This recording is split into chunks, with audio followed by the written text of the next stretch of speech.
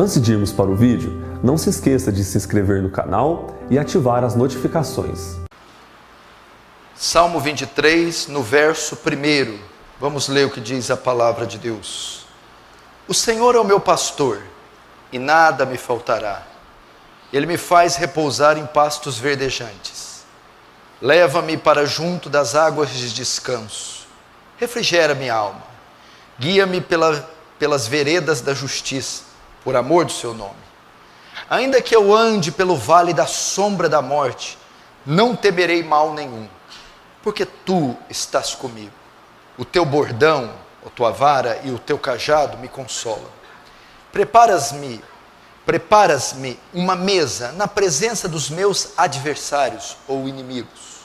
Unge-me a cabeça com óleo, e o meu cálice transborda. Bondade e misericórdia certamente me seguirão todos os dias da minha vida, e habitarei na casa do Senhor para todo sempre. Deixa aberto aí no Salmo 23, não feche, feche apenas os olhos.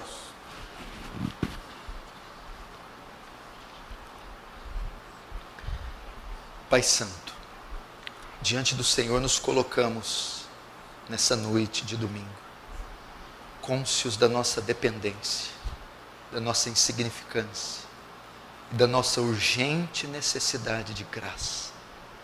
Ó Senhor, assiste o seu povo, atende o seu povo, Senhor.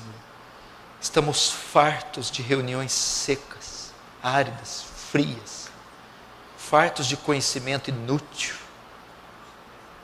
Queremos manifestação do seu poder, Senhor, da sua graça, do seu amor. Há pessoas aqui necessitadas de uma visitação. Fala com elas, transforma as suas vidas, consola a sua vida. Pai Santo, me humilho na tua presença e peço que despeje da sua graça em toda a extensão desse salão.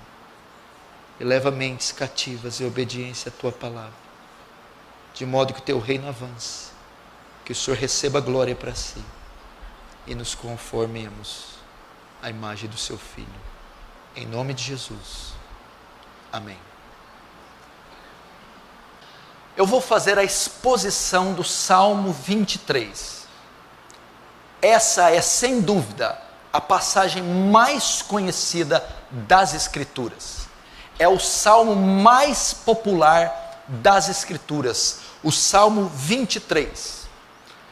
Sem sombra de dúvida, é a passagem mais lida, mais recitada, mais cantada e mais amada em todo o mundo.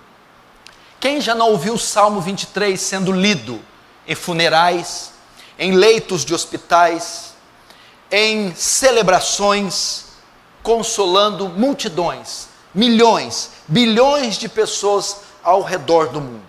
Pois o Salmo 23 é o salmo ou o escrito bíblico mais popular do mundo. A tradição dá a autoria do Salmo 23 a Davi. 73 salmos, pelo menos, são atribuídos a Davi, ao rei Davi. Dentre eles está o mais belo de todos, o Salmo 23. A data que foi escrito o salmo e o pano de fundo são incertos, pois não há material, não há detalhes no salmo ou na história que apontem para quando foi escrito, a data ou o pano de fundo em que foi escrito. Muitos dizem que Davi o escreveu já na sua velhice, depois de ter sido um pastor, um guerreiro e o grande rei de Israel. A posição que o Salmo 23 ocupa, ela é muito interessante e muito importante. O Salmo 23 faz parte de uma trilogia sobre Cristo. Nós temos o Salmo 22, é um salmo que fala da redenção, mostra o Messias sofredor, que nos redime mediante a cruz. O Salmo 23 mostra os benefícios que os redimidos recebem, aqueles que entram na aliança. E o Salmo 24 mostra Cristo vitorioso reinando. Essa é a trilogia. O Salmo 22 nós temos Cristo como nosso Redentor. No Salmo 23 temos Cristo como nosso pastor. E no Salmo 24 temos Cristo como nosso Rei. O que acontece? No 22, depois de Cristo ter morrido na cruz, depois de termos aquela profecia sobre a vinda do Messias, ele sendo rejeitado pelo Pai, sofrendo a ira de Deus, morrido na cruz, ali o Salmo 22 mostra a redenção, ele nos compra por um alto preço. Então, depois de ter feito isso no 22, e constituído um povo para si, agora, o Salmo 23, ele vai conduzir este povo até a eternidade, e vai prover para aquele povo tudo aquilo que for necessário. Então no 22 ele redime e toma para si um povo. Agora no 23, ele apacenta, ele conduz esse povo, e ele provê o necessário para esse povo, até que esse povo entre no descanso, entre na glória. Por essa razão que agora nós entendemos o capítulo 8 de Romanos 32, quando diz: aquele que nem mesmo seu próprio filho poupou, antes entregou por nós. É o Salmo 22, é o Messias sofredor redimindo. Como não nos dará com ele, juntamente com ele, todas as coisas? Agora é o 23. Uma vez que ele nos comprou, nos redimiu, agora ele vai trazer a provisão necessária para nos manter aqui nessa terra, até que aquele último dia chegue. Para isso, Davi usa a metáfora de um pastor para mostrar a provisão de Deus, o cuidado que Deus tem com o seu povo. Davi usa a metáfora de um pastor, como um pastor que foi, se você se lembrar, Davi é chamado o grande pastor de Israel. Quando Samuel foi ungir os seus filhos, foi escolher um dos seus filhos para ser ungido rei, Davi estava apacentando as ovelhas do seu pai. Davi também conta, quando está diante de Saul, que muitas vezes um leão e um urso ia atacar o rebanho, e ele defendia o rebanho. Davi era um pastor, e ele vai usar a figura de um pastor, e o seu cuidado com as ovelhas. O Salmo mostra que nós temos um pastor que cuida de nós, e é isso que eu quero ensinar essa noite, o cuidado que Deus tem para com o seu povo. Não se engane, meu irmão, nós não estamos lançados aqui no tempo e no vento, não estamos lançados aqui à nossa própria sorte. Somos um povo, somos um reino, e nós temos um rei. Somos ovelhas, e nós temos um pastor. Tem alguém que cuida de nós, que vela por nós, que conhece nossas dores e nossas necessidades.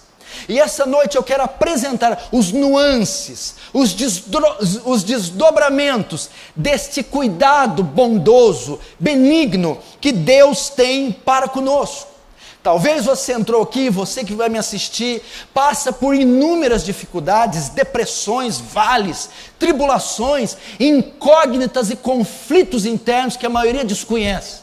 E muitas vezes pensa: da onde virá o socorro, os recursos, como vencerei, me desvencilharei de tudo isso? Eu quero dizer para você, à guisa de introdução, tem alguém que vela por você. Você tem um pastor que cuida de você. Os olhos de alguém estão voltados sobre você. As mãos de alguém estão estendidas para você. Então, a metáfora de Davi vai usar um pastor que cuida do rebanho. O Salmo mostra que temos um pastor que cuida de nós. Agora, quem é esse pastor? Quem é o nosso pastor? Quando ele fala que o Senhor é o meu pastor, a primeira coisa que o Salmo revela é que ele nos compara a ovelhas. Somos como ovelhas. Ao dizer que temos um pastor, ele então diz que se temos um pastor, somos ovelhas. Por que ele nos compara com ovelhas? Porque ovelhas são animais frágeis, débeis, que não têm velocidade, não tem impulsão, não tem presas, nem tem mecanismos de defesa, são muito limitadas. Nós somos assim. Desde que o pecado entrou na raça humana, nós nos tornamos limitados. Não estamos na nossa plena forma, com a nossa plena capacidade. A Bíblia diz: todos pecaram e carecem da glória de Deus. Nós somos como essas ovelhas, débeis, frágeis. O Salmo 39 traz uma declaração estupenda que eu amo. Faz-me saber qual a medida dos meus dias, para que eu saiba o quão frágil sou. Nós somos frágeis. Deus conhece os pensamentos do homem e sabe que são pensamentos vãos. O Salmo 90 diz que os nossos dias passam como um breve pensamento, como um conto ligeiro, e nós voamos. O Salmo 103 diz que o homem, os dias do homem são como a erva do campo, que o sol seca e o vento sopra, e não se achou mais o seu lugar. Tiago capítulo 2 diz que a nossa vida é como um vapor, que logo se desvanece. Quanto tempo dura o vapor? Já abriu uma tampa de panela fervendo? Você abre e sai aquele vapor. Depois de segundos, se dissipam. Mas a ideia não é só mostrar a nossa debilidade. A ideia é que não existe ovelha sem pastor. A ovelha precisa de cuidado, precisa ser guiada, precisa ser pastoreada. Ela não consegue, ela não tem independência, ela não consegue se guiar. O texto quer dizer: nós também não podemos caminhar sozinhos. Temos que ser dependentes de alguém. Não temos condição de acrescentar um côvado à nossa estatura. Não temos condição de diferenciar a mão direita da esquerda. Necessitamos de um guia, necessitamos de um líder, necessitamos de um pastor, necessitamos de auxílio, de escudo, de torre forte, de castelo forte, necessitamos de um cajado, necessitamos. E a Bíblia diz que nós temos um pastor, nós temos um guia. Quem é o nosso pastor? Agora entrando no Salmo, a Bíblia diz: o Senhor é o meu pastor. O Senhor é o meu pastor. Primeira coisa que a Bíblia está mostrando é quem é o nosso pastor. Deus é o nosso pastor. O Senhor é o nosso pastor. João 10,14, Cristo agora nesse tempo do Novo Testamento diz: eu sou o bom pastor e conheço as minhas ovelhas e das minhas sou conhecido. Davi, ele, por ter experiência com ovelhas e sendo um pastor de ovelhas, ele assemelhou o povo de Israel, a própria vida, como ovelhas. E ele viu que, assim como ele, outros pastores cuidavam das ovelhas, nós teríamos um pastor muito superior. Hebreus vai dizer que é o grande pastor, o sumo pastor. O nosso pastor é Deus. Mas aqui traz outras coisas ainda. O nome hebraico aqui para o Senhor é meu pastor, não é Adonai, não é Elohim. O nome aqui é Yahvé. Yahvé é o meu pastor. Elohim é o Deus Criador, mas Yahvé é o nome que ele deu a Moisés no Monte Sinai. Eu sou. O que isso quer dizer? Significa que é o Deus da aliança. Quando ele fala eu sou te mandou, Yahvé te mandou, ele não só revela o nome santo, a glória, a santidade dele a Moisés, como ele faz um pacto com Moisés. É o Deus da aliança. Mas o que isso quer dizer? Quando ele vai criar os céus e a terra, no capítulo 1, o termo para Deus aí é Elohim.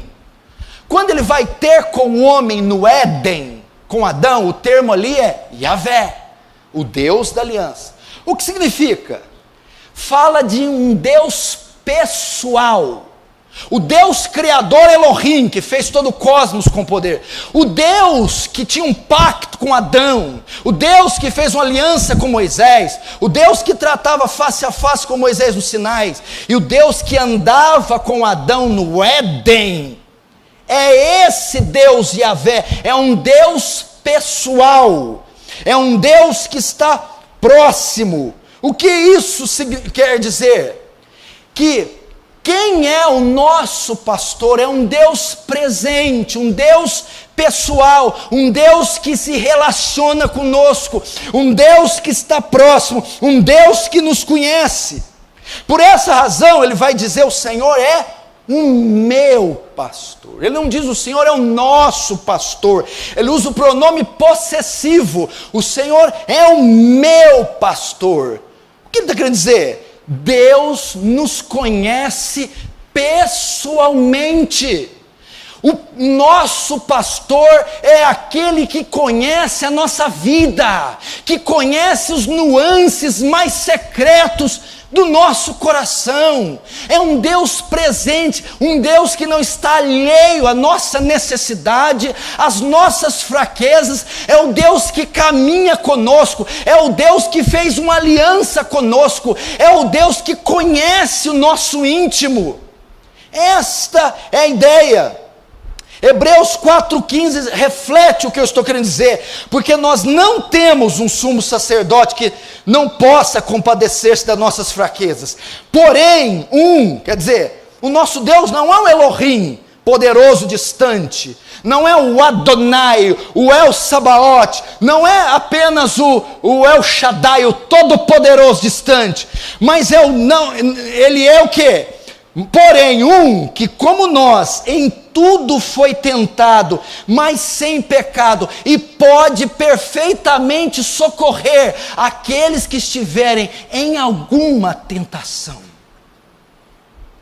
Esse é o nosso pastor, é esse com quem você conta, que como você foi tentado em tudo, que conhece a sua intimidade, que sabe, que diz, meu irmão, que anda pelos corredores mais íntimos do seu ser, que conhece as gavetas fechadas e os porões escuros do seu ser, que sabe como está a sua vida nesse instante. É esse a quem Davi diz, é o meu pastor, é com quem eu tenho um relacionamento íntimo, pessoal e independente de outrem.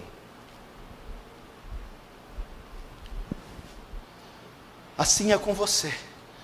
Quando Cristo morreu e o véu se rasgou, é inaugurada a nova aliança. A nova aliança trouxe para você o quê? O pacto, o novo pacto, te religou com Deus. Trouxe Deus presente até você. Que mais que o texto diz? O Senhor é meu pastor e nada me faltará. Presta atenção, antes de entrarmos no nada me faltará. Algumas traduções do hebraico, o termo nada me faltará está no gerúndio. No termo o Senhor meu pastor está no gerúndio, significando o Senhor está me pastoreando. Dá a ideia de continuidade. Não só o Senhor é meu pastor, não, o Senhor continuamente está me pastoreando. O Senhor me pastoreia continuamente. Eu quero dizer isso essa noite. Se você ingressou na aliança pelo arrependimento e fé, se você nasceu da água, do Espírito e você foi regenerado, se você é filho de Deus, o Senhor pastoreia você continuamente. Os olhos dele estão voltados para você dioturnamente. O Senhor não só pastoreou, não só chamou você, mas o Senhor pastoreou, pastoreia e pastoreará você para sempre. É um ato contínuo, é como um filho que sempre tem o cuidado dos seus pais. O cuidado de Deus está posto sobre você continuamente. E por essa razão, em função do Senhor nos pastorear continuamente, nada me faltará. Agora, uma vez que eu tenho este Senhor que me redimiu, que me comprou, que tomou para si a minha tutela, a guarda, a minha filiação, agora entra em cena a provisão do pastor. Eu sou dele e ele é meu. Ele me comprou e me fez seu súdito, povo dele. Por essa razão, o Deus que chama, o Deus que redime, o Deus que salva, o Deus que separa, é o Deus que cuida, é o Deus que provê. Nada me faltará. O que significa? Muitas pessoas, principalmente do movimento carismático, usam esse texto, Senhor meu pastor, nada me faltará, dando a ideia, eu vou ter tudo que eu quero. Nada me faltará. Não faltará uma Mercedes, não faltará um jato, não faltará um botox, não faltará uma lipoaspiração, não faltará... Não é isso. O hebraico quer dizer, de nada terei falta. O Senhor é meu pastor e de nada terei falta, ainda que eu não tenha tudo. Em vez de colocar, nada me faltará, de nada terei falta. Ou seja, o Senhor é meu pastor e eu terei o suficiente para me manter. Eu terei o necessário para me manter. Eu estou contente com o que Ele tem me dado. Esta ideia. Deus é aquele que tem garantido a provisão para a minha vida. É isso. O Senhor é meu pastor e nada me faltará. Deus é aquele quem garante a minha provisão continuamente. De nada terei falta, mesmo que não tenha tudo. O que ele está dizendo, meu irmão, é que para essa condução pelos pastos verdejantes, em meio aos desertos áridos da Palestina, tudo que for necessário para a viagem, para a peregrinação das ovelhas, o pastor providenciará na nossa caminhada cristã. Eu não sei quando a sua se iniciou, não sei quando ela vai terminar, se com a sua morte, se com a vinda dele, não sei quando você entrará na eternidade, mas o texto é: tudo que for necessário para você completar a sua carreira, Deus vai prover. Tudo que for necessário para atravessar os desertos, vales da sombra da morte, tudo que for necessário para você chegar naquele último dia diante do trono dele, Ele vai conceder a você. Você ouve um amém? Amém. É isso que está dizendo. O Senhor é seu pastor, você fez um pacto com Ele, você faz parte do rebanho dEle, faço. Então, você pode descansar, com respeito à sua provisão, assim como o pastor do Oriente, como Davi era, como José era, e tinha um rebanho aos seus cuidados, e ele, pastor do Oriente, zeloso com o rebanho, cuidadoso, tudo que o rebanho precisa, a tosa, o azeite para a ferida, a faixa para a pata quebrada, carregava no colo quando era possível, tirava os carrapichos, toda a provisão, verdes pastos, águas tranquilas, tudo que era necessário para as ovelhas. O pastor do Oriente traz, assim também conosco. Deus é zeloso com o seu rebanho, Deus é zeloso com o seu povo, Deus cuida detalhadamente do seu povo. Conte com Deus, conte com a sua provisão. O que é que te está faltando? Quais são suas necessidades? O que angustia sua alma? Conte com a provisão de Deus, conte com o zelo de Deus. Deus vai cuidar de você. Senhor é meu pastor. Pelo fato do Senhor Yahvé ser o meu pastor, pelo fato de o Senhor estar continuamente me pastoreando, de nada eu terei falta. Conte com a provisão de Deus. Eu vou ler um dos textos que mais revelam a provisão de Deus. Veja que coisa linda o cuidado de Deus. Salmo 145, versos 14 a 20. Olha só, escute. Os olhos de Deus estão voltados para ti e e Ele lhes dará o alimento no devido tempo. Abres a tua mão e satisfaz os desejos de todos os seres vivos. O Senhor é justo em todos os seus caminhos e é bondoso em tudo que faz. O Senhor está perto de todos que invocam com sinceridade. Realiza os desejos daqueles que o temem. Ouve-os gritar por socorro e os salva. O Senhor cuida de todos os que o amam, mas a todos os ímpios destruirá. Veja a provisão, os olhos dele estão voltados para ti, e ele dará alimento devido no seu tempo. É o cuidado de Deus. Conte com a provisão de Deus. Continuando, verso 2: Ele me faz repousar em pastos verdejantes, leva-me para junto das águas de descanso, refrigera-me a alma. Refrigera-me a alma é a continuação do verso 2. Leva-me para junto das águas de descanso, refrigerando assim minha alma. O guia-me pela vereda já é outra sessão, ok? Veja o cuidado desse pastor na nossa jornada. No 22 ele nos redime, nos compra para ele. Pois é, comprou, estamos aqui.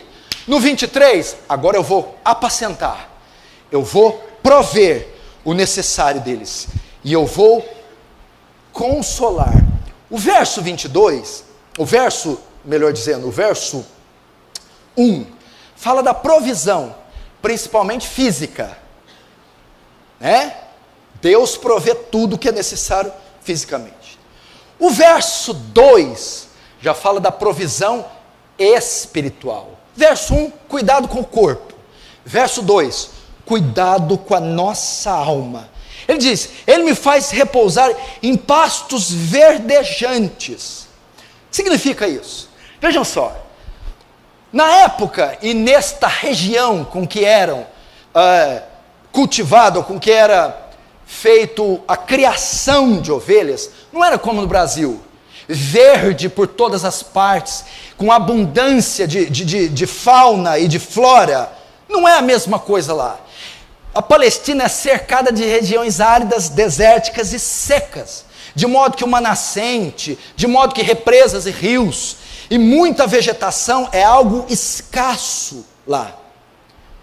E para o pastor conseguir esses pastos, da região que ele habitava com o seu curral, para a região que alimentava as ovelhas, às vezes ele percorria longas distâncias, por isso que fala de travessias de vales.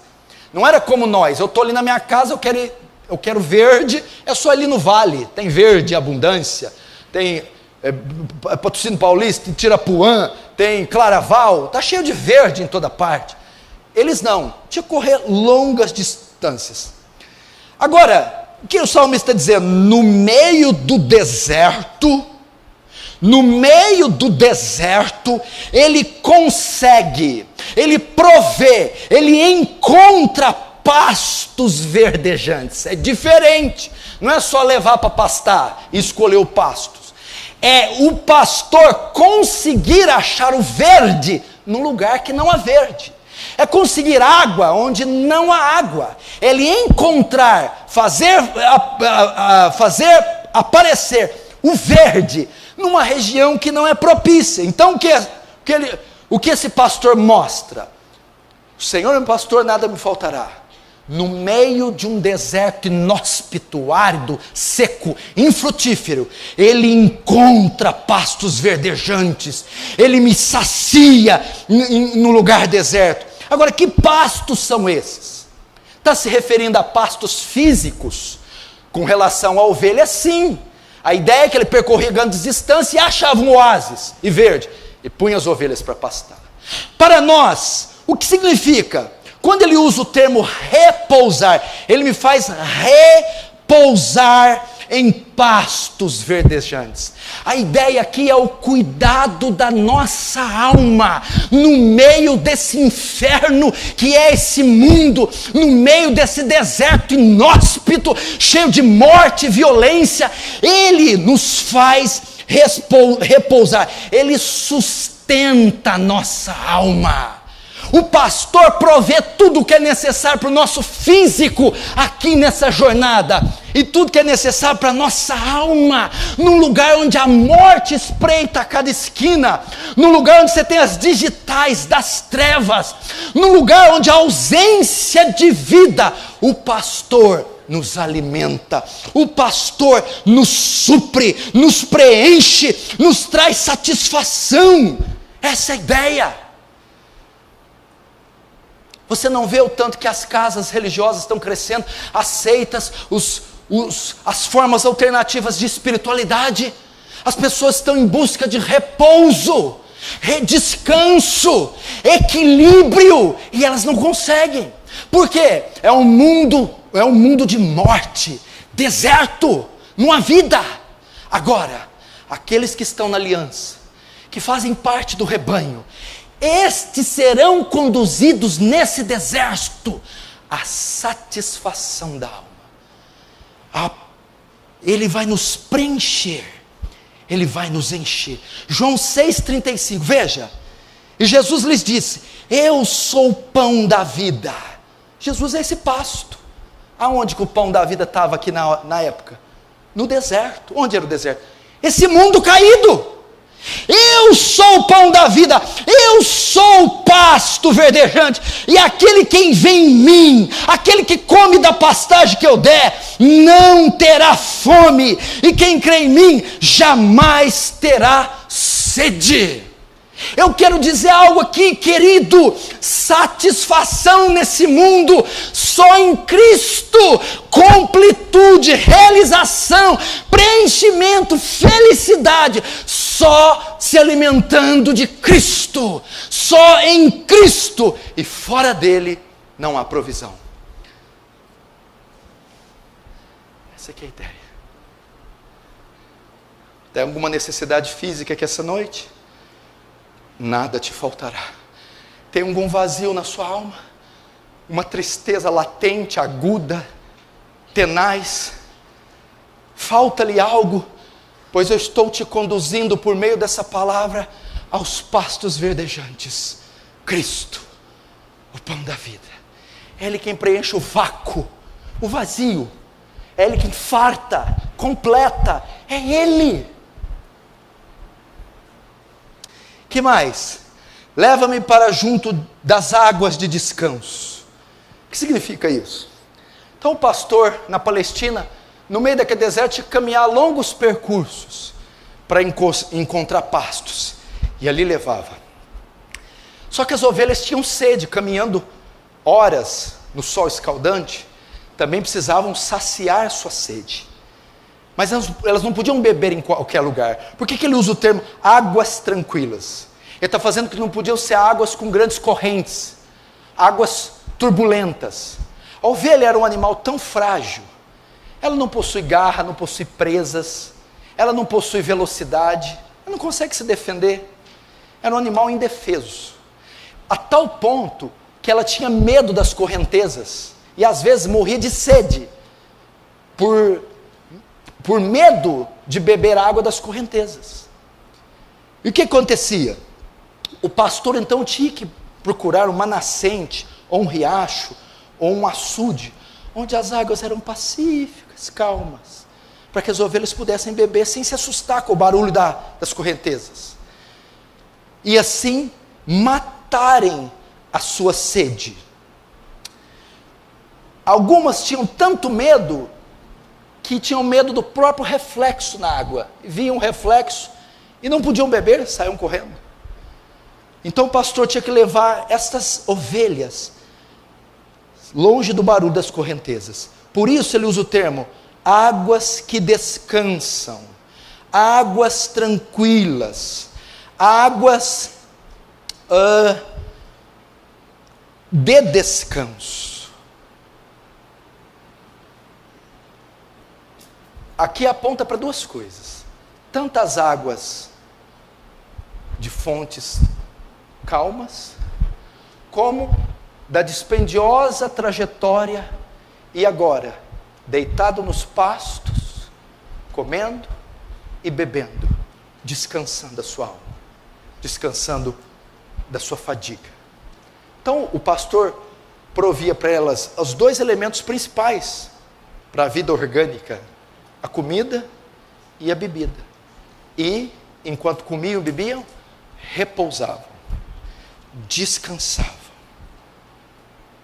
Irmãos, primeiro, pastos verdejantes sustenta a nossa alma. Segundo, Cristo é o nosso descanso. Ele é o descanso da nossa alma. Hebreus 4, 9 e 11. Portanto, resta ainda um repouso para o povo de Deus, um descanso.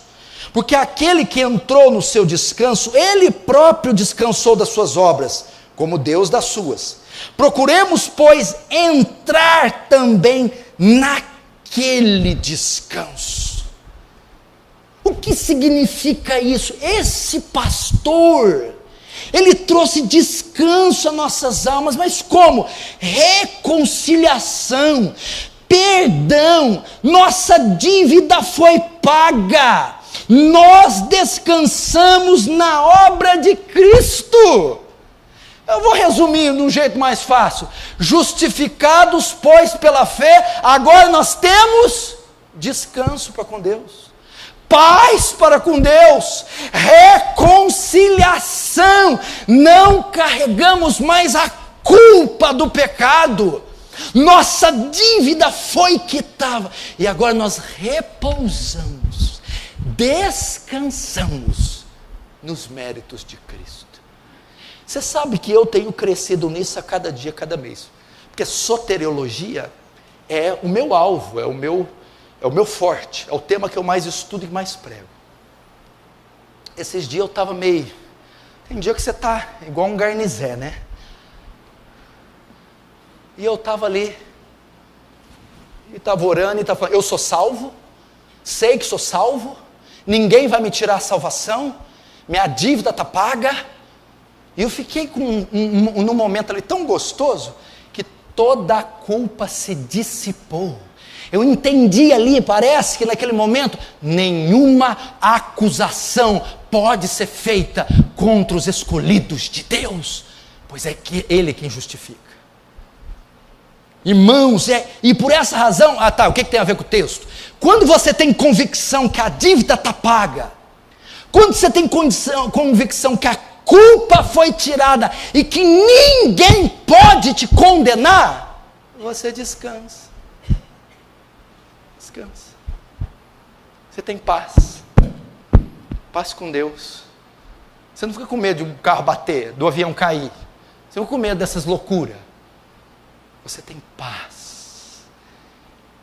E veja só, para completar, Ele me faz repousar em pastos verdejantes, leva-me para as águas de descanso, e que mais? E ali refrigera minha alma, refrigera minha alma.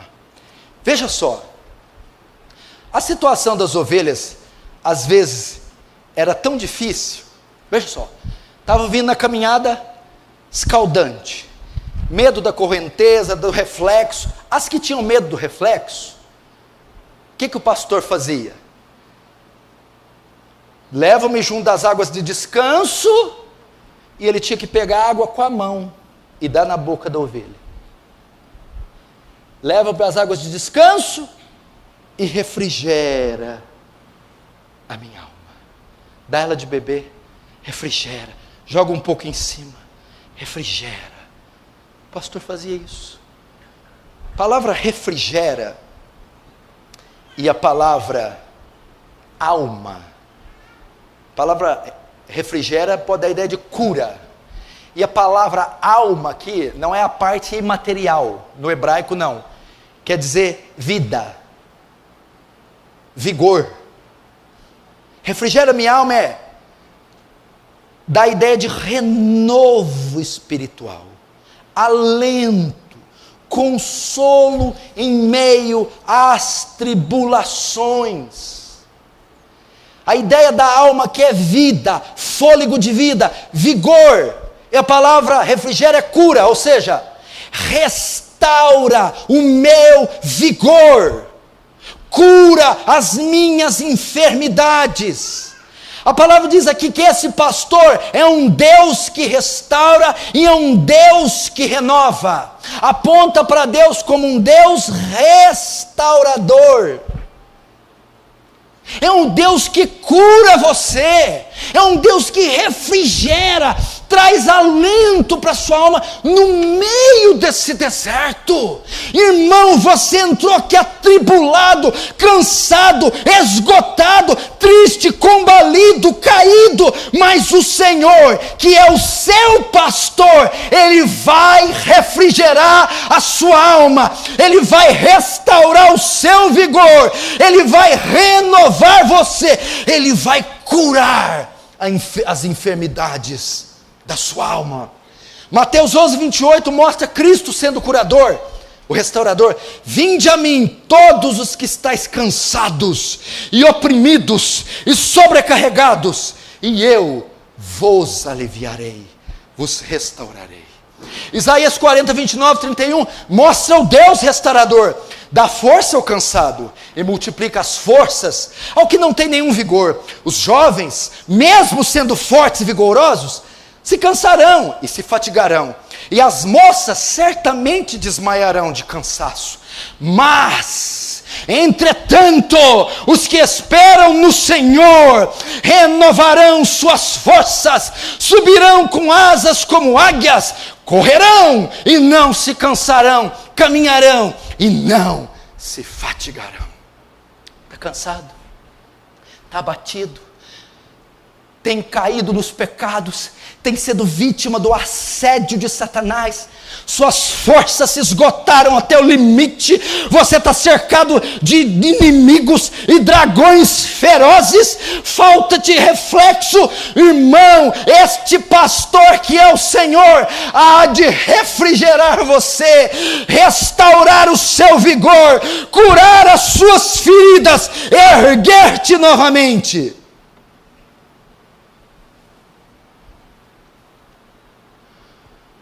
É assim que Ele faz conosco.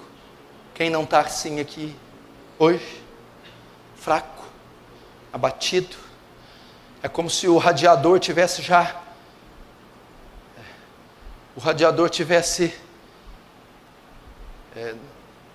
no vermelho, queimando, cansado, atribulado, abatido, desencorajado, fraco, oprimido, incrédulo, em pecados, com culpa. Ele está dizendo: primeiro, sou eu quem farta a alma de vocês, estão cambaleando, estão trôpegos, com anemia, sem força. Comam do Senhor, meu irmão, vão para a palavra, vão para o Senhor, se alimentem dele, vocês vão ver o vigor se tornando novamente robusto. Que mais? Estão abatidos? Esse mesmo pastor que farta, restaura, recompõe, reconecta, ergue, põe você de pé. Refrigera minha alma, restaura o meu vigor, meu fôlego de vida, cura minha alma. Que mais? Verso 3: guia-me pela vereda da justiça, por amor do teu nome. Ele está usando a metáfora de um pastor. E pastor e ovelhas pastores guiando ovelhas, guiam por terra, por água. Agora, por que ele está usando vereda da justiça? O que é isso? Porque ele usa esse termo para falar de conduzir ovelhas. Guia-me pela vereda da justiça. Ele está querendo dizer aqui, guia-me por caminhos retos, por caminhos planos, por caminhos seguros. Ele usa esse termo porque ovelhas são animais que facilmente se dispersam, assim igual você, facilmente se dispersa, facilmente perde o foco, o alvo, facilmente sai do caminho. São animais muito frágeis, que se perdem, que saem do caminho, caem em buracos, precipitam-se em abismos, e às vezes se intrometem em caminhos de animais perigosos, são picados por uma cobra ou devorados por leões. E a ideia aqui é que o pastor, sabendo da fragilidade, debilidade, da incapacidade de discernimento da ovelha, da fragilidade do seu discernimento espiritual, da dificuldade de se manter reta, o pastor conduz num caminho que ela pode trafegar, num caminho que ela não vai se perder, num caminho que ela pode andar, num caminho reto, num caminho seguro. Para nós, a oração do salmista é trazendo para nossa alma, esse é um pastor que nos conduz a ponto de nós orarmos: Senhor, guarda-me de me desviar, livra-me dos caminhos tortos, livra-me dos caminhos de pecado. A ideia é que o Senhor vai nos conduzir em caminhos de retidão, que o Senhor vai nos conduzir em nossas decisões, de maneira que não tomemos decisões tortas, decisões precipitadas, decisões que comprometam nossa carreira. Ele vai nos guiar. Aquele que nos redimiu, que nos comprou, tem agora em mãos a nossa posse. E Ele vai nos guiar em retidão. Irmão, você confiou sua vida a Ele, você entregou sua vida incondicionalmente a Jesus, Ele vai conduzir você retamente. Confie nele. Isso é vereda da justiça. O Senhor vai te conduzir no caminho da verdade. O Senhor vai te conduzir na vereda do Evangelho. O Senhor vai te livrar das heresias. Vai te livrar o Senhor vai te livrar das seitas. É a ideia de combati o bom combate, acabei a carreira e guardei a fé. Me guardei na vereda da justiça. Me guardei em retidão. O que Paulo está dizendo, não me desviei nem para a esquerda, nem para a direita. Fui fiel à visão celestial. Fui fiel à sã doutrina, fui fiel à retitude que Deus colocou em mim. Cristo, meu irmão, ele vai até mais longe aqui. Ele fala da segurança eterna dos santos. Deus não vai deixar você tropeçar. A ideia é que Deus vai assegurar que você inicie a caminhada, que você chegue até lá. Judas 1, 24, 25. Ora, aquele que é poderoso para vos guardar de cair e apresentar-vos irrepreensíveis com alegria perante sua glória, ao único Deus sábio Salvador nosso, seja a glória e majestade, domínio e poder, agora e para todo sempre. Amém. Sabe o que está querendo dizer aqui? Querido, você só se mantém de pé por causa do Senhor. Você, meu irmão, não fica de pé pelo seu próprio esforço. Não é você quem te sustenta. Não é você que garante a chegada na reta final. É o Senhor quem te ergueu. É o Senhor quem te sustenta. E é o Senhor quem impede você de cair. Você não tem essa força. A ideia que está dizendo aqui: Senhor, guarda de me cair. Senhor, mantém-me de pé. Senhor, não me deixa desviar-me. Senhor, não me deixe nem para a esquerda nem para a direita. Guia-me retamente, guia-me na verdade. Não permita que eu me distorça, que eu fique cego, que eu caia. Pedro, quando foi dizer, nem que todos te neguem, eu não te nego. Jesus pôs a mão aqui, devia ter um púlpito lá, fez assim com a perna, e olhou para ele assim: really? Sério? Você não vai me negar? Tem algum galo aí? Tem. Antes que ele cante, você vai me negar 3 vezes. Porque você está confiando na sua força para se manter de pé. E não é a sua força quem te mantém de pé, é a graça de Deus. E aquele que é poderoso para vos guardar de cair, é Deus quem me impede de cair, é Deus quem me mantém de pé, é a graça de Deus que me mantém de pé, e é a graça de Deus que vai me conduzir neste caminho reto. Você confiou sua vida a Ele? Ele vai te conduzir. E por que Ele faz isso? Agora você vai falar para mim assim: qual é a garantia que eu não vou cair? Qual é a garantia que eu vou continuar nesse caminho reto? Que eu já vi muita gente fazer igual o leão da montanha, saída pela direita. Qual é a garantia?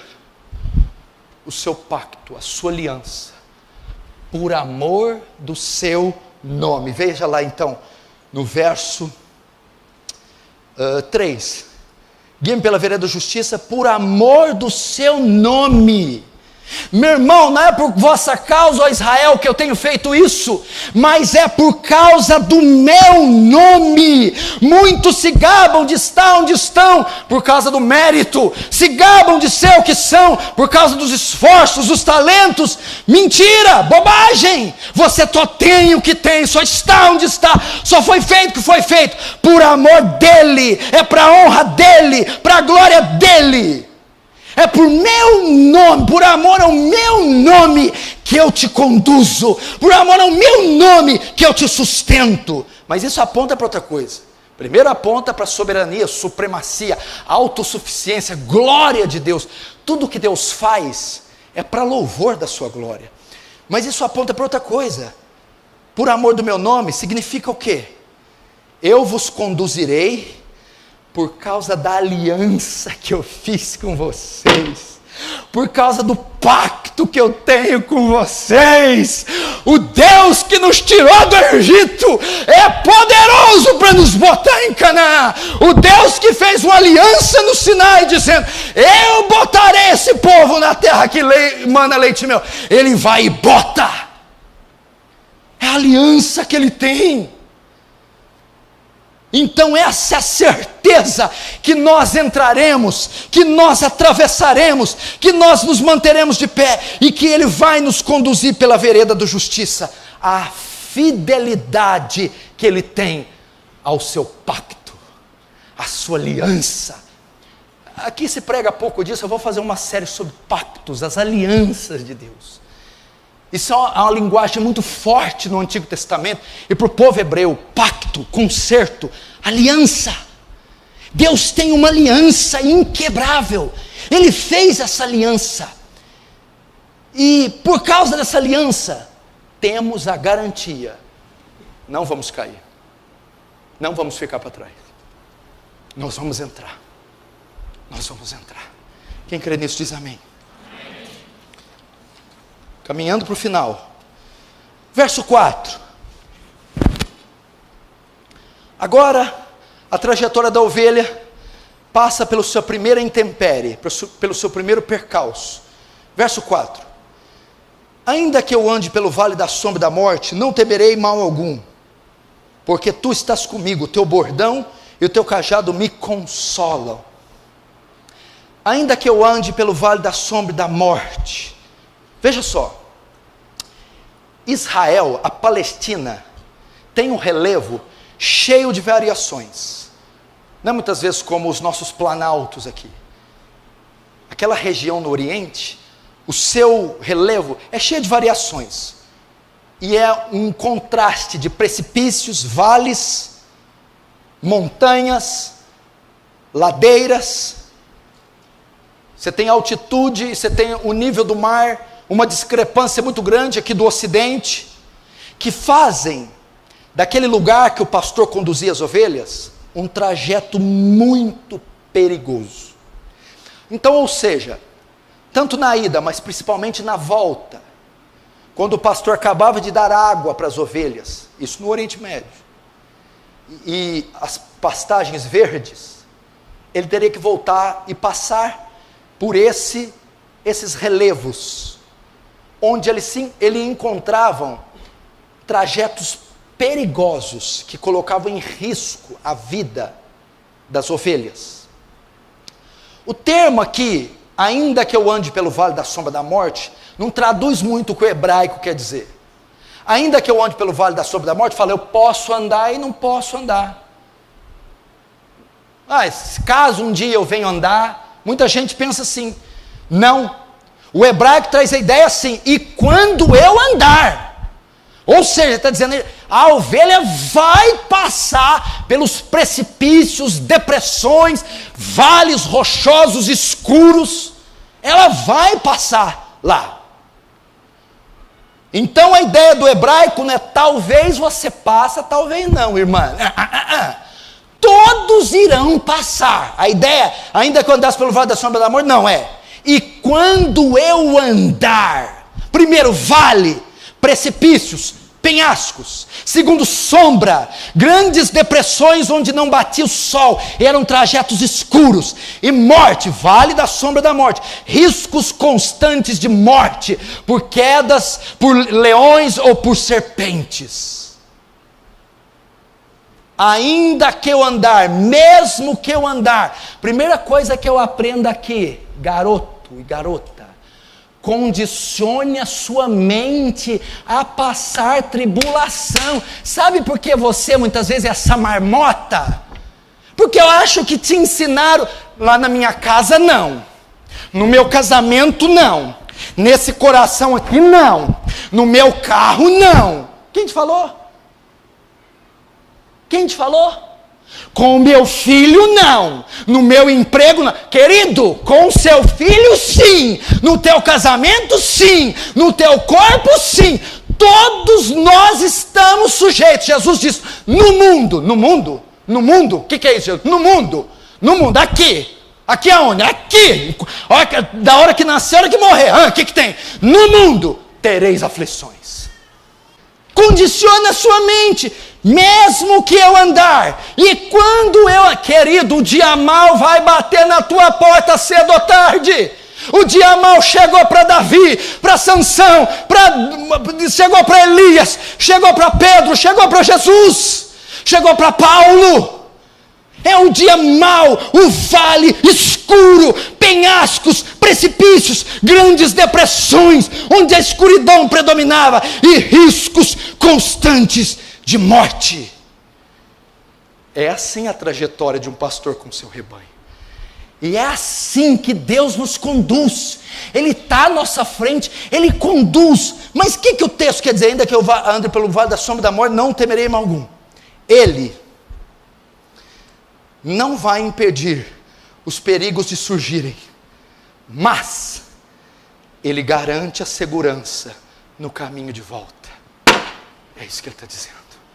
Eu não vou impedir a tragédia, o bandido, a enfermidade, a dor. Eu não vou impedir, mas eu garanto a segurança, o livramento, a provisão, o cuidado. Por isso Ele vai dizer, não temerei perigo nenhum, não temerei mal, ainda que eu ande pelo vale da sombra da morte, tá, mesmo que eu atravessar isso, quando esse dia chegar, eu não temerei mal algum. Agora, por que mesmo em um lugar tão perigoso, ele não temerá? Mesmo passando por precipícios, penhascos, encontrando leões, grandes depressões onde a escuridão reinava, e até com risco de morte, mesmo assim, ele não temerá mal algum. Porque nós, mesmo cercados, igreja, de tanta escuridão, de tanta maldade, de tanto ódio, de tantas intempéries, nós não temos que temer. Porque você, hein? Porque mesmo com o demônio babando no seu pescoço, mesmo com esses exames, mesmo com tudo perdido, tudo contrário, mesmo você afundando em tanta dificuldade, porque ainda assim você não deve temer. Por quê? A resposta está aqui. Não temerei mal algum, verso 4. Porque tu estás comigo. Só isso. Só isso. Quem nessa terra pode dizer isso?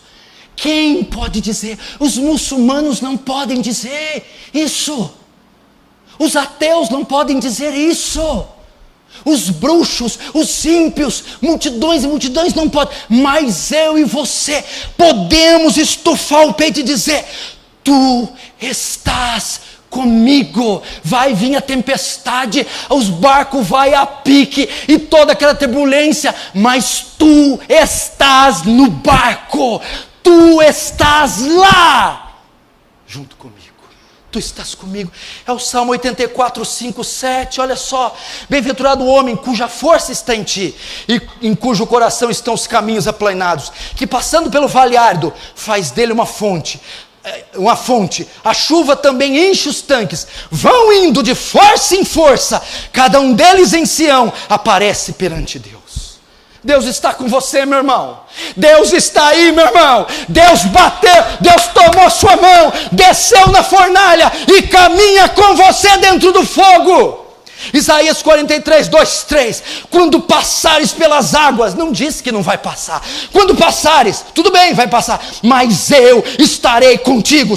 Quando passar pelos rios, os rios, meu irmão, vão ser caudalosos da sua vida, mas eles não te submergirão. Quando passares pelo fogo, nem do fogo ele vai te poupar, todavia, não te queimarás, nem a chama arderá em ti, porque eu sou o Senhor teu Deus, o Santo de Israel, o teu Salvador. Dei o Egito por teu resgate, e a Etiópia e a Seba em teu lugar.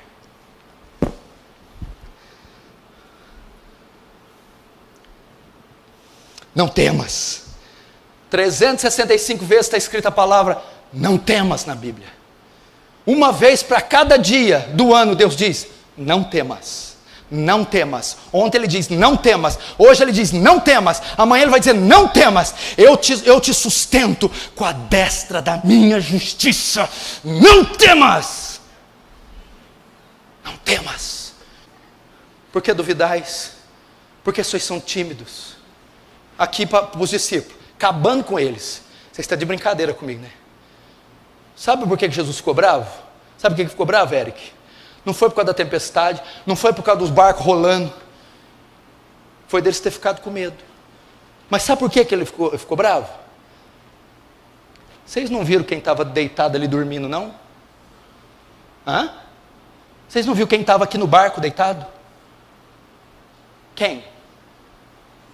Eu. Como é que vocês podem ter medo, tendo eu a bordo? Tendo eu presente, eu estou dentro. Jesus estava assim, pegando nas barbas de Pedro. Pedro, qual a probabilidade desse barco afundar comigo dentro dele, Pedro? Será que passou pela sua cabeça que vocês todos iam morrer comigo aqui dentro? Deus está falando para você. Não temerei mal algum, porque tu estás no barco comigo, tu estás à frente dessa empresa comigo, tu estás mediando essa família comigo, tu estás aqui agora comigo. Não precisa temer. Que mais? Por que ele não temia? Teu bordão e teu cajado me consolam. No meio desse precipício, está lá o pastor vindo e as ovelhas. E buraco, escuridão, e aquele negócio, ovelha, eu não tenho medo. O pastor está comigo. E o bordão e o cajado estão comigo. O que significa? O cajado tinha 3 funções. Muitos cajados desse pastor eram revestidos na ponta com uma lança, para proteger de animais ferozes. Os cajados eram envergados. Quando a ovelha caiu num buraco, o pastor vinha, segurava aqui, encaixava ela naquele, igual guarda-chuva, tirava a ovelha. E o cajado também, irmão Ângelo, o branco, comprido, igual aquele que você tinha, quando o Mateuzinho e o Luquinha saía da linha, cajado era para dar na ovelha, quando ela estava sassaricando. Ovelhinha queria ir ali naquele penhasquinho. O pastor, volta. Por que ele não vai temer mal algum? Porque nessa trajetória, no vale da sombra da morte, eu tenho a proteção de Deus, a lança, a salvação de Deus, Ele recolhe, e a disciplina de Deus, Ele castiga. Ele me guarda do mal com a lança, me dá livramentos quando Ele recolhe com o cajado, e me aplica disciplina amorosa quando eu desvio. nenhum mal eu temerei, porque aquele que atravessa o vale, ele me guarda do mal com o seu cajado, ele me recolhe, me dá livramentos quando eu estou em situação de perigo, e ele me disciplina amorosamente quando eu vou me desviar dos seus caminhos. Hebreus 12, 5, 6, e já vos esqueceste da exortação que argumenta convosco como filhos. Filho meu, não desprezes a correção do Senhor, e não desmaies quando por eles for repreendido, porque o Senhor corrige, açoita, disciplina qualquer que recebe por filho. Irmãos, temos um sumo pastor que nos conduz, está com seu cajado para nos livrar, nos proteger e nos disciplinar. Não tema mal algum, você está sob os cuidados de Deus. Verso 5, estou terminando, não fique bravo. Preparas-me uma mesa na presença dos meus adversários. Unge-me a cabeça com óleo e meu cálice transbordará. Veja só, aqui tem algo. Filho, pode sentar aqui. Prepara-me uma mesa na presença dos meus adversários. Unge-me a cabeça com óleo e meu cálice transbordará. Notem que agora Davi muda a metáfora. Até o verso 4 ele está falando de um pastor que conduz o seu rebanho. Agora aqui ele está falando de outra coisa, uma mesa na presença dos meus adversários. Por que ele está fazendo? Por que ele muda? Porque Davi quer aprofundar ainda mais seu raciocínio, e a figura do pastor não é suficiente. Agora ele usa, alguns estudiosos dizem que ele usa agora a metáfora da guerra. Soldados que ganharam uma batalha e vão se alimentar na frente dos inimigos. Outros dizem, a tradução mais segura é um convidado de honra recebido por um anfitrião. Nós somos os convidados, Deus é o anfitrião, Ele vai preparar uma mesa, é um banquete. A ideia é que aquele anfitrião que estava sendo perseguido ou pelo Estado ou pelos seus inimigos, agora é recebido por um homem rico, e esses inimigos estão à porta e não podem entrar nas propriedades do homem rico. E o que o homem rico faz? Ele estende uma mesa, o anfitrião, e enche ela de todas as iguarias, e chama o convidado perseguido para sentar e desfrutar daquele banquete. Unge a cabeça dele com óleo e enche o cálice, a taça, o copo de vinho até transbordar. Para quê? E faz isso na frente dos inimigos dele. Na frente dos inimigos. Então os inimigos estão tudo lá fora, saindo fogo pelas ventas, não pode pegar ele. E o homem rico, prestigioso, abre a porta, faz o banquete e bota para comer. O que é isso? O homem rico, o anfitrião, está querendo mostrar para aqueles inimigos: este cara é meu amigo, eu me importo com ele, e eu estou honrando ele. Quando serviam grandes comidas, era uma maneira de honrar, e quando ungia a minha cabeça com óleo, é muito comum no Oriente ungir profeta, rei, sacerdote com óleo, e visitante, era um óleo aromático, e o óleo sobre a cabeça também era uma maneira de honrar, mostrando a importância que o hóspede tinha. É isso que ele está dizendo. E o que ele quer dizer com isso para nós? Esses inimigos aqui preparam uma mesa na presença dos meus adversários. Não é inimigo assim, gente está fazendo fofoca. É inimigo mortal, inimigo de morte, que queria matá-lo, que odiavam ele com toda a sua fúria. O que ele está querendo dizer aqui, irmão? Deus, nessa trajetória, o que ele faz? Para distinguir você do ímpio, o povo dele com o povo que não é dele, Deus concede honra a você, e Deus coloca diante de você uma mesa farta, ou seja, Ele abençoa você, de modo que os seus inimigos ímpios vão olhar sua prosperidade, suas bênçãos, e vão dizer: o que é isso que está acontecendo com ele? Deus assim está testificando o povo que é dele, e o povo que não é dele, e ele está te honrando. na frente dos ímpios, está fazendo com que você se destaque diante dos ímpios, está dando adendos, patentes, está condecorando você, para que nós venhamos nos distinguir dos ímpios. Ele recebia um convidado especial e ungia a cabeça com óleo junto da mesa, tratando o convidado com honra. Então um cálice transbordante. Sabe o que é o cálice transbordante? Todos os inimigos estão vendo que ele está recebendo com abundância, que ele é estimado, que o anfitrião não mede esforços para dar a ele. É assim que Deus faz. Ele veio para nos dar vida, e vida e abundância. Não há limites para Deus nos abençoar. Deus excede, é aquele que é poderoso para fazer muito mais que pedimos ou pensamos, segundo o poder que em nós opera. Eu vou resumir o que ele está querendo dizer aqui, que esse versículo.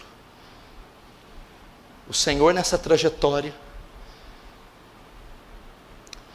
tem honra para você, vai te colocar numa posição de honra, vai fazer com que você se destaque, e esses que te perseguem, caluniam, zombam você, os ímpios, que mordem seus calcanhares, assistirão Deus honrando você, Deus levantando você, Deus distinguindo você e eles, em gênero e em grau. E sabe como eu vejo isso? A plenitude do Espírito, porque veja só, o óleo é uma marca, um selo, que o hóspede, o anfitrião colocava no hóspede. Deus nos unge com o Espírito, nos fazendo totalmente distintos. Isaías 61, 4 e 7. Fala do Messias e da nossa vida. Escute, é isso que quer dizer.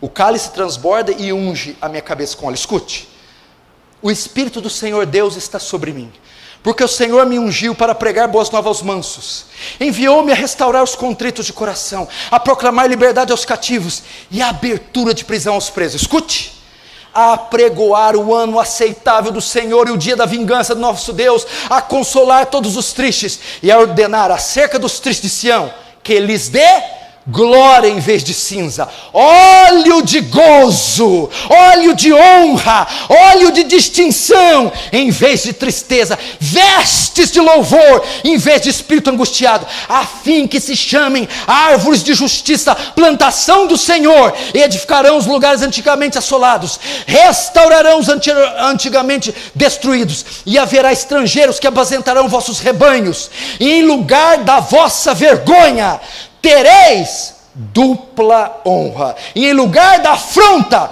exultareis na vossa parte. Por isso, na sua terra possuirão o dobro e terão perpétua alegria. É isso que o Senhor faz. Agora eu vou encerrar. Desculpe ter passado um pouquinho. Verso 6. Bondade e misericórdia certamente me seguirão todos os dias da minha vida, e habitarei na casa do Senhor para todo sempre. Aqui é a conclusão. O salmista, que é Davi, pensa o histórico de Davi. Ele olhou para trás e ele viu tudo que Deus tinha feito por ele: livramento, provisão, proteção, perdão. Aí sabe o que ele vai falar aqui? O verso 6, bondade e misericórdia, certamente. A conclusão dele após ter discorrido todo o salmo, depois de ver o quanto Deus cuida dele, é: eu tenho convicção na fidelidade de Deus, e eu tenho certeza que duas coisas sempre vão estar comigo. Eu tenho certeza que as promessas da aliança vão se cumprir, e pelo menos duas coisas estarão comigo depois de ver tudo isso. Quais são? Primeiro, bondade. Segundo, misericórdia. Bondade, sempre terei o perdão, a provisão, a proteção, o cuidado de Deus. Por quê? Porque Deus é bom. Segundo, misericórdia. O hebraico aqui, amor leal, amor fiel, amor inabalável. Eu sempre terei uma sentença favorável. Eu sempre terei uma disposição de Deus em me fazer o bem. Bondade e misericórdia me seguirão. O hebraico da ideia é usado para inimigos que perseguem. A palavra aqui, me seguirão, não é isso. É perseguição. O Senhor está dizendo que bondade e misericórdia vão te perseguir, vão comprar uma briga para o hebraico da ideia, vão, e chegam mais perto, persegue, até que alcançam, e prendem, e tomam. O Senhor está dizendo, a bondade e misericórdia vai te perseguir, vai te alcançar, até te pegar. E quando que me seguirão? Bondade e misericórdia certamente me seguirão todos os dias da minha vida. Constantemente você tem o perdão, constantemente você tem a provisão, constantemente você tem o amor inabalável. E agora ele encerra com a única atitude dele no Salmo. Diante de tantas promessas feitas, o que ele fala? E habitarei na casa do Senhor para todo sempre. A ideia do hebraico é: eu quero morar no templo, ou no tabernáculo, porque Davi não era da época do templo. Eu quero morar no templo. Davi chega na conclusão: diante de tanto bem feito a mim, eu não quero jamais me apartar da sua presença. Quero adorar o Senhor continuamente, cultuar o Senhor continuamente, louvar ao Senhor e ser grato por todos os seus benefícios. É isso. Eu quero estar na casa de Deus para sempre, adorando Deus para sempre, louvando a Deus para sempre, em forma de gratidão. Meu irmão, eu fecho a mensagem assim: diante desse supremo pastor que cuida tão graciosamente de nós, vamos viver constantemente na presença dele, viver uma vida devotada, entregue, como sacrifício vivo, santo e agradável a Deus. Vai ter reunião de oração de manhã? Venha. Vai ter na quarta? Venha. Vigília na sexta? Venha. Culto, escola dominical, evangelismo? Venha. Venha. É um meio de mostrar gratidão a esse grande pastor. Amém? Feche os seus olhos. O louvor pode subir. Os oficiais podem se posturar à minha direita. Vamos orar. Gostou do vídeo? Então não se esqueça de se inscrever no canal e acionar as notificações. Estamos pedindo isso por conta das novas normas do YouTube. Para isso é necessário seguir 3 passos: se inscrever no canal, ativar as notificações clicando no sininho ao lado do botão inscreva-se e curtir o nosso vídeo. Fazendo isso, você irá contribuir com o canal e ajudará a levar o Evangelho para mais pessoas. Deus abençoe.